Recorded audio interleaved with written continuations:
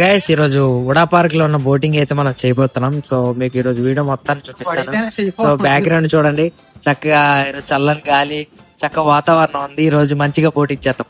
తో పాటు బోటింగ్ చేయడానికి శ్రీనివాస్ కూడా ఉన్నాడు. శ్రీనివాస్, బోటింగ్ చేయడానికి నీకు ఆసక్తిగా ఉందా? ఆసక్తిగా ఉంది. ఈ రోజు దున్నేద్దాం అయితే మొత్తం వెనకాల. సరిపోయారు ఇద్దరును, సాగుతుంది మీకు అలాగా. నా సీను నువ్వు కూడా చెక్కుదా అమ్మా. గాయ్స్ ఈ రోజు మేమైతే టైటానిక్ షిప్ ఎక్కాం అనమాట. సార్ మీరు కామెడీ చేయకండి సార్. సో మా కో డ్రైవర్ శ్రీనివాస్,